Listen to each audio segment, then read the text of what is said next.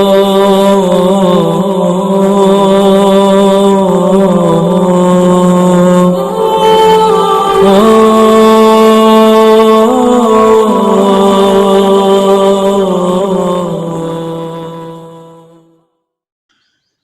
اللہ الرحمن الرحیم۔ تمام ناظرین اور سامعین کو حسنین خان کا خلوص بھرا سلام۔ میں ہوں حسنین خان اور آپ دیکھ رہے ہیں 14 ستارے یوٹیوب چینل۔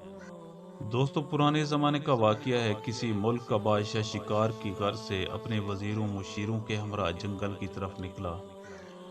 وہاں اسے ایک ہرن نظر آیا۔ بادشاہ اس کے تعاقب میں اپنا گھوڑا سر پر دوڑاتا ہوا اتنا دور نکل گیا کہ اس کے باقی سب وزیر مشیر پیچھے رہ گئے، اور ستم ظریفی یہ ہوئی کہ ہرن پھر بھی پکڑا نہ کیا، اور اب یہ حالت تھی کہ بادشاہ اور اس کے گھوڑے پر بھوک اور پیاس کا غلبہ چھا گیا۔ اس نے پہلے تو ادھر ادھر نگاہ دوڑائی کہ شاید کوئی ندی نالا ملے جہاں سے وہ اپنی اور گھوڑے کی پیاس بجھا سکے، لیکن وہاں اسے کچھ بھی نہ ملا۔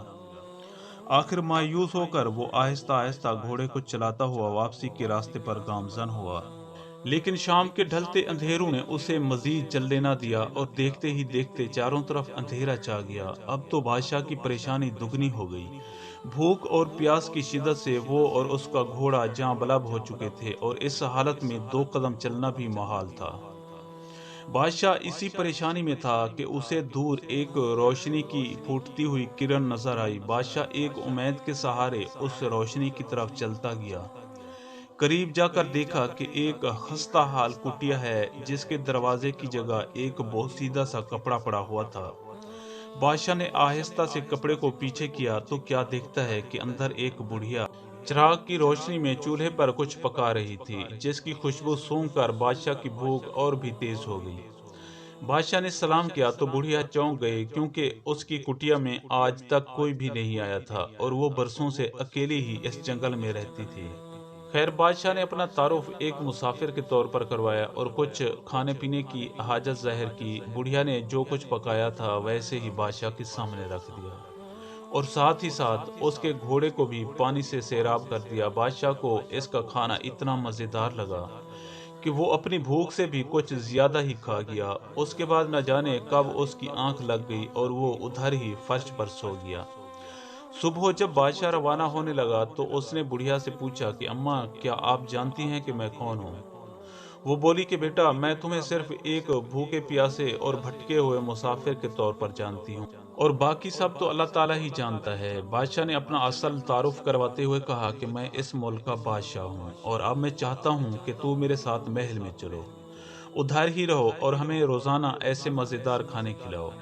اس بڑھیا کی آنکھیں پھٹی کی پھٹی رہ گئیں کہ اس ملک کا بادشاہ اور اس غریب کی کٹیا میں۔ اسے تو یقین ہی نہیں آ رہا تھا کہ ایسے نرم و نازک خوابگاہوں میں سونے والا بادشاہ میرے سخت فرش پر کیسے سو گیا۔ فرتے جذبات میں بڑھیا کی آنکھوں سے آنسو نکل آئے۔ خیر، وہ بادشاہ کے ساتھ جانے کے لیے راضی ہو گئی۔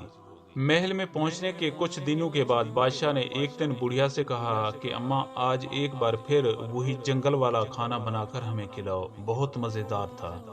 چنانچہ کچھ دیر کے بعد بڑھیا وہی جنگلی ڈش بنا کر لے آئی اور بادشاہ کو پیش کی۔ بادشاہ نے جیسے ہی پہلا نوالہ لیا تو بڑا عجیب سا منہ بنا کر بولا کہ نہیں اماں، اب یہ ویسی مزیدار نہیں ہے جیسی اس دن تھی، شاید تم نے اسے صحیح طرح سے پکایا نہیں۔